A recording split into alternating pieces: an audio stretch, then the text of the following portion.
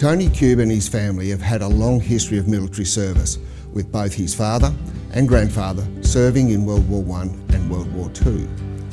After missing out on national service in February 1970, Tony soon joined the regular army and became an engineer serving in South Vietnam before returning to Australia on the last HMAS Sydney in March 1972.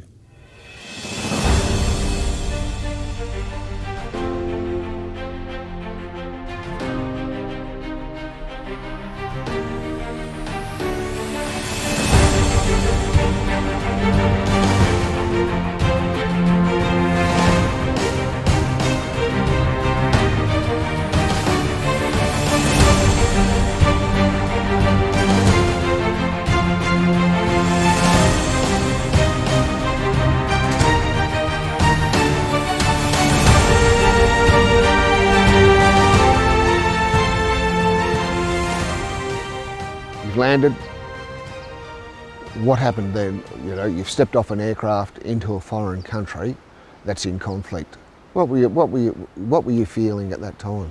It was amazing, really, because the first thing I noticed was the humidity, but the second thing was the buses. They all had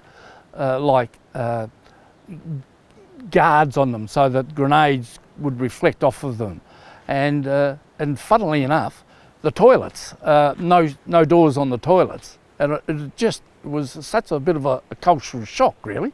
So you'd just walk past the toilet, there'd be no doors, and but apart from that, it was just aircraft everywhere, soldiers everywhere. It was a busy place. How did you feel that, you know, as the battalions had gone, the soldiers were gone, and you were still there? Well, you felt, I can tell you felt very much alone. You almost felt like you could be sacrificial lamb, that you didn't, if you got overrun, it wouldn't matter, you know. That's how a lot of people felt towards the end. But like I said, we were so busy, we were doing all sorts of stuff. You would have lots of red alerts, and so you would have to go and search buildings, go and, you know, pitch black dark, you know, you've had to do that sort of stuff all through, and that was very common. You would do picket duty, and you didn't go in pairs, you would go by yourself. So you would walk probably 500 metres or to 1,000 metres, and you would be walking by yourself through the sand, wind blowing, pitch black dark. And believe me, it was pretty hairy, and I'm sure if someone had said hello, I think I would have killed them. This is where I thought the army was fantastic, because it created a team, and one would do everything to help the other one out, and it was never an issue about leaving somebody behind, or you would always help. If someone fell behind while you were doing a route march or anything like that, someone would go back and pick them up. You know, it was one of those experiences in life that I think that shapes you as a person. But I found it very difficult to concentrate, very difficult to communicate. There was a lot of angst towards anybody who'd been in the military. I went on an intervarsity to Macquarie Uni in 1975. I'd been out somewhere and I'd had a return from active service badge on my jacket. And I went to this welcome party or introduction, and I got abused and really, not spat on, but spat on my feet and all that sort of stuff. And I took the return from active service badge off, and to this day I've never put it on. Just because of that single incident? Yep. It was such a, and I didn't mention to anybody that I was with. I just put it in the back of my mind, and I just got on with it. Well, I didn't do AGS that day for many years. I just couldn't get myself into gear to go and do it. You know, I attempted it a few times, but really I didn't. And really, I think that my wife is such a, we got married, I was 27, she was 20, she was a nurse, but she was the driving instigator for me to actually do stuff, because I think she got sick of it in the end. I'd been married 35 years and she said, "I'm just had enough of this, you need to go and see somebody." And when I did, it was like lifting a weight off my shoulders.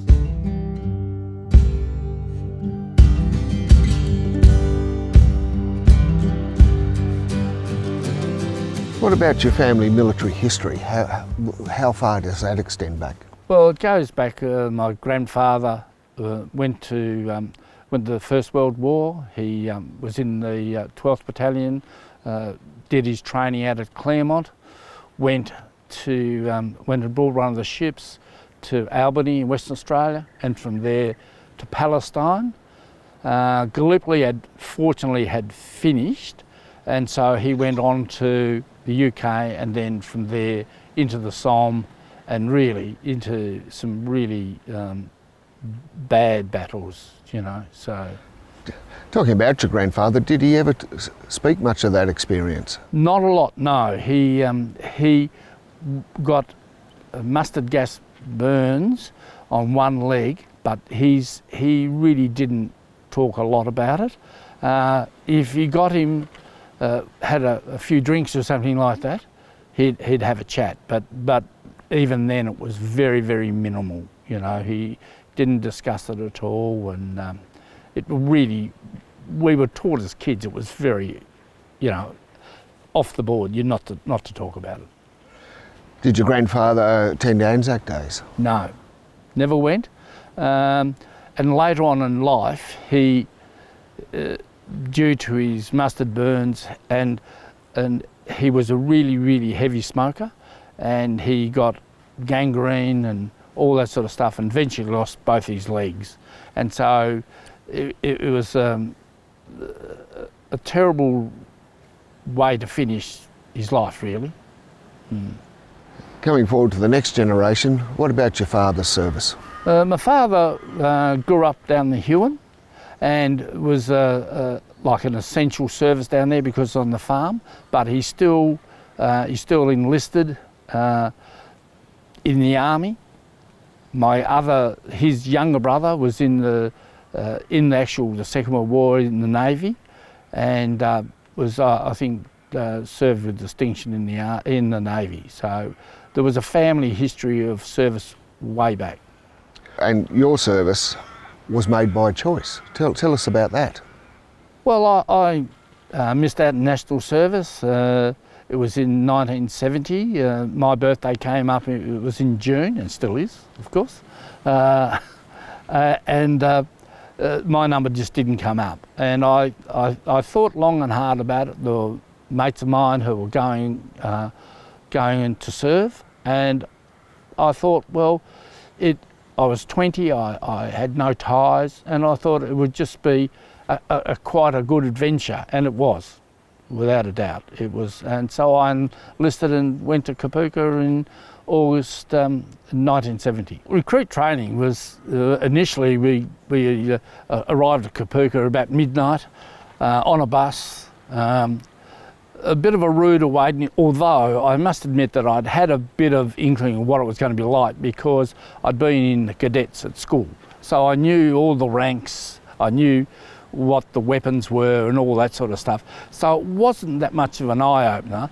What was an eye-opener for a lot of the other people who, you know, they didn't have any idea of what military training was like. But it was fantastic. I absolutely loved it. The discipline of it all, the physical fitness of it all. We never had any real trouble. There was always a couple of people who didn't play by the rules, but we managed to convince them that they should toe the line. But it was a great time, you know. And so were you on a combined course with those brought in under the National Service System, or were you particularly regular Army? Well, the unit I was in, or the battalion, the platoon I was in, was all regular soldiers. The other platoons, there were national servicemen and regular soldiers combined. but I was certainly one with just regular soldiers. What was your training like and how long was it for? We went for 12 weeks. I think in that 12 weeks we had 4 days off. The training was, field engineering, field skills, rifles, maintenance, all that sort of drills. Obviously, never go across the parade ground. You learn pretty quickly. All that sort of stuff. But it was more or less, teaching you a disciplined way and becoming a team.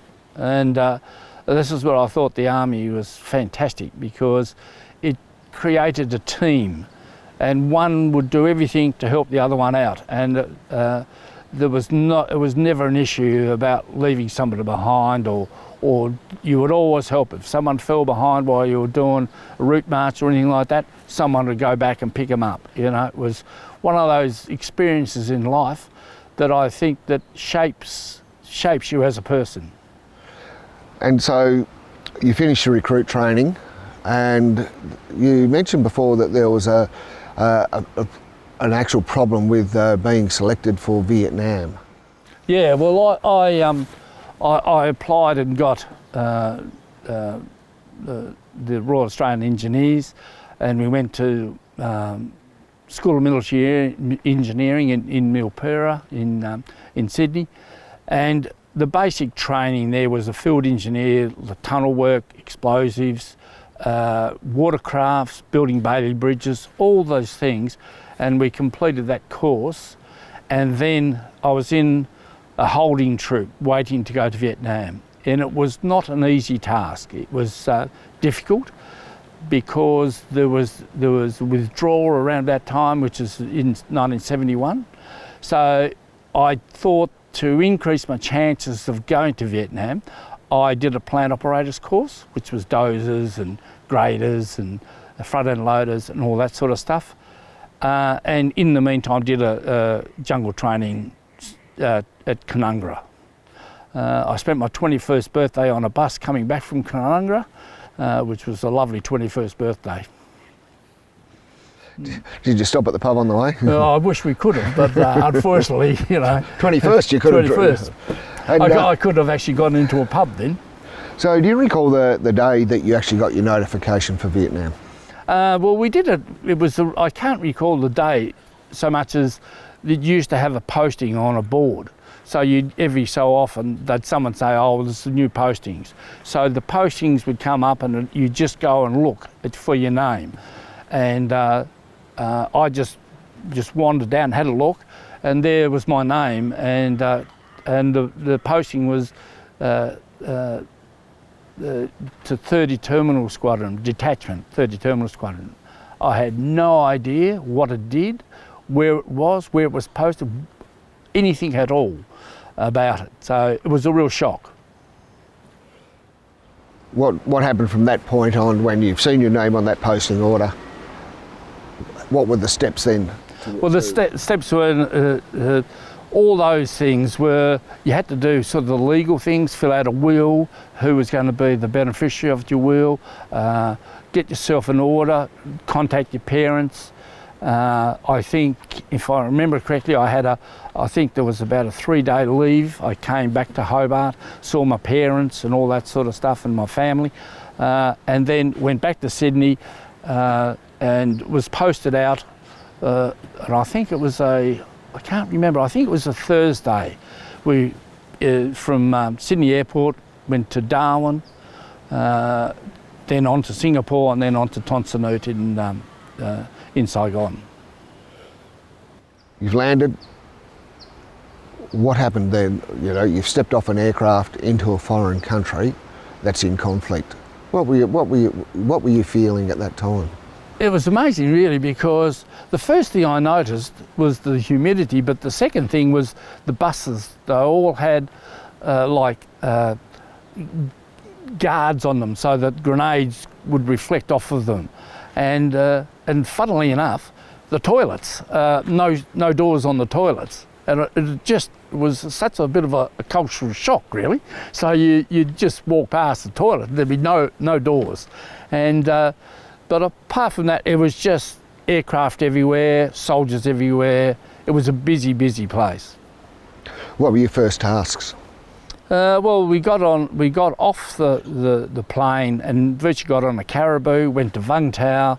We set it into our lines, and then we just got a few little tips of what to do, what not to do, and we virtually, from that moment on, we started to work on like aircraft. We'd go to Nui Dat, we'd pick up diggers who were coming home, we'd load their stuff into caribous, and this was a regular sort of basis. We also did lots of convoys as well. So we'd go, for example, we went to Long Bin, which is a huge military, American military base. It had 60,000 soldiers on the base. I mean, it was enormous. It had bars and restaurants and all that sort of stuff. So all those things are just fantastic when you think of the sheer size of what was happening. So coming from the Australian Army, which is very small compared to the US military machine, that itself, that exposure, must have been a huge culture shock. Oh, it was. You know, like we were always taught to go nowhere without your weapon. You always had your weapon on with you all the time. You know, you used to sleep with the damn thing, you know, it was that close to you. Whereas you see a lot of the Americans, when they just didn't have weapons, they just wandered around, they were non-armed, you know, and you just think, I don't know if I'd be quite comfortable doing that sort of stuff. It was a very different place. Tell us some about, you know, in that role as you, I guess, you know, that retrograde approach, because everything is, Australia is leaving Vietnam.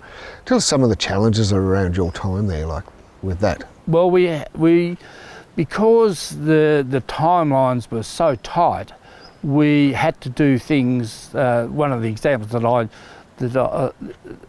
I'd say is that I did a plan on a scratch, but I was engaged in loading ships' cranes and learning how to load cranes and also forklifts and all that sort of stuff, and dealing with ammunition and barges. You're out in the Vung Tau harbour and you're still doing ammunition on barges and with little forklifts moving around and then taking back to the wharf at Vung Tau. So there was lots of different things going on all the time. It was such a busy time, you just really didn't have a lot of time to think. You mentioned about the downsizing, the retrograde at Nui Dat. You know, that being the main Australian base.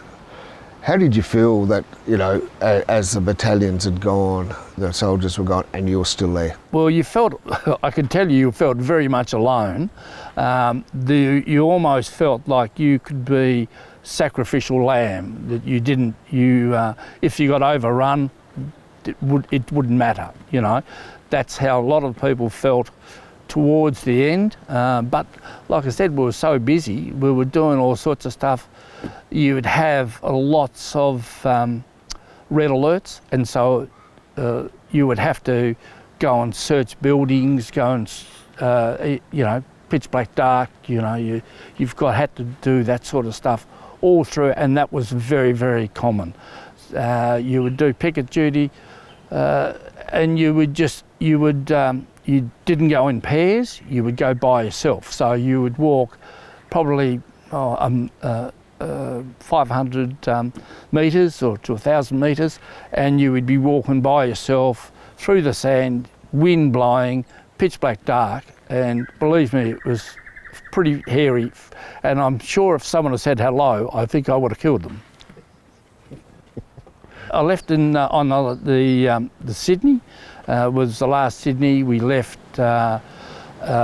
in late February. We got into Sydney, well, we got outside Sydney Harbour on a Saturday afternoon, and we just sailed around and round and round and went into Sydney Harbour, in Sydney and docked. I think it was about 5 or 6 on a Sunday morning, and was very quickly ushered away. And I went home for a week's leave. And so, how long were you in Vietnam? I was there 210 days. 210? Yep. 10 days, and you got a week's leave? We got a week's leave, yeah. And then got a reposting to 27 Engineers Engineers Support Squadron in Broadmeadows in Victoria. And so how many years did you do all up? I did 3 years, and I loved it. I probably, and when I was getting out, there was an initiative by the government to pay you $1,000 to re-sign. And I probably would have. I was promoted to Transport NCO as a corporal by the time when I got a posting to Engineer Store Squadron. But I felt that the Army just wouldn't send me. I wanted to go to all these different places apart from Melbourne, and they just weren't. And the peacetime Army wasn't really for me. So you mentioned that word peacetime. Was there a view that once we were out of Vietnam that the Australian Army wasn't, or the Australian Defence Force more broadly, wasn't really going anywhere? Well, the general consensus was that the military in general was being wound back.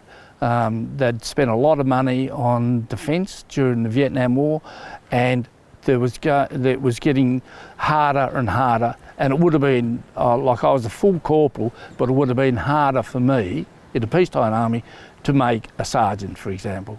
I mean, I made corporal within about 14 months, you know, so, but to make a sergeant would have been a hell of a lot longer than that.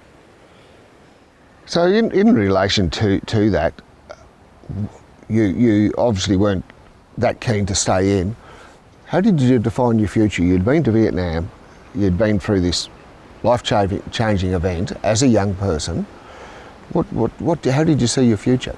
Well, really, it was a great unknown. I got out, I did a bit of travel, and I went with a mate to Western Australia, came back, and it's a funny story, but I got a job. Rugby at that time was just being developed, and there was doing all these plumbing jobs around the place, and I was in a ditch digging, and this bloke pulled up in an E-type Jag, and he jumped out and jumped in the ditch and started with me and started digging. And I found out later on he was doing accountancy at uni, and he was a rugby player, and I'd been a rugby player at school. And so he talked me into going and play rugby for uni and signing and doing a uni course, which I consequently did. In 1975, I started a Bachelor of Arts degree.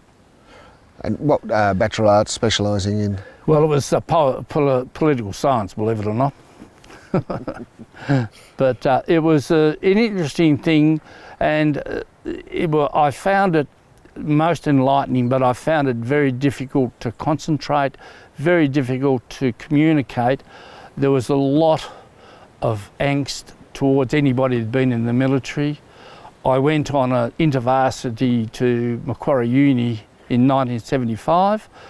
I'd been out somewhere and I'd had a return from active service badge on my jacket, and I went to this welcome party or introduction, and I got abused and really not spat on, but spat on my feet and all that sort of stuff. And I took the return from active service badge off, and to this day I've never put it on. Just because of that single incident? Yep. It was such a, and I didn't mention to anybody that I was with. I just put it in the back of my mind, and I just got on with it. And so, in relation to events like that, how did you feel about Anzac Day? Well, I didn't do AGS that day for many, many years. I just couldn't get myself into gear to go and do it. You know, I attempted it a few times, but really I didn't. And really, I think that my wife is such a we got married, I was 27, she was 20, she was a nurse, but she was the driving instigator for me to actually do stuff, because I think she got sick of it in the end. I'd been married 35 years, and she said, "I'm just had enough of this, you need to go and see somebody." And when I did, it was like lifting a weight off my shoulders. Who did you go and see? I went and saw a bloke at RSL in Hobart, and he's only since passed away, unfortunately, but he was just, when I started to tell him about my experiences, he just sort of said, "We need to sort you out," and he did. It was very, very good. It was enlightening for me, because all those years I was pretty angry, and I couldn't quite work out why I was so angry. But the way that he explained it to me was simple, but he got through to me straight away. It was almost incredible. It was almost like I was skipping down the road after I'd been to see him. So yeah. And where did that path take you? So you're now a veteran. You're now coming to terms with the impacts of service. Where did that take you after that? Well, really, I had my own business for about 20-something years. It was, it was okay, but it wasn't going that well. And I really, in the end, I think that it made me realise that I probably needed something with less stress.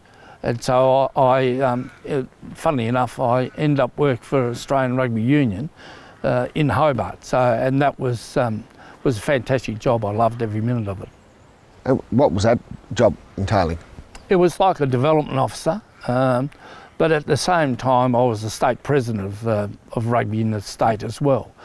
But it was not a stressful sort of job. It was a job that I loved, because I loved rugby, and it sort of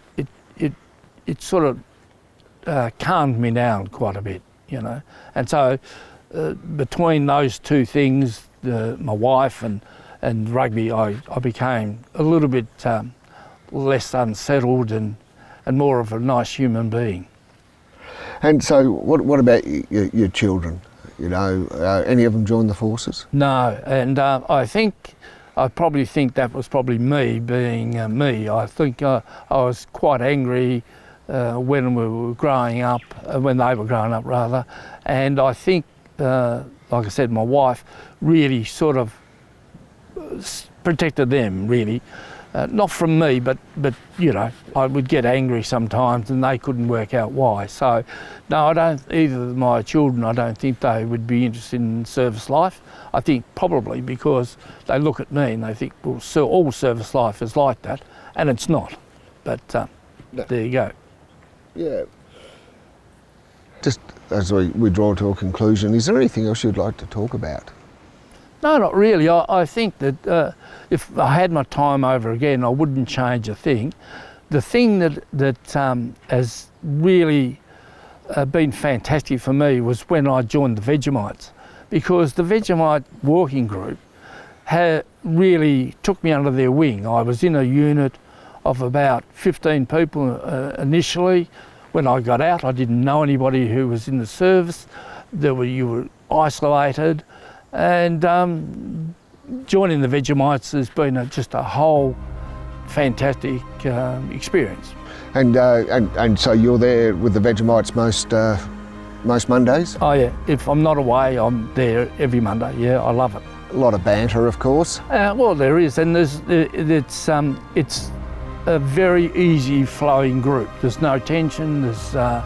There's people they just get on with it. They talk about it. If someone's ill or not feeling all that well, then you just offer them as much support as you can. It's a bit like TPI, I work out there of TPI on Tuesdays and Thursdays. It's the same sort of thing, You try to give back to your veterans.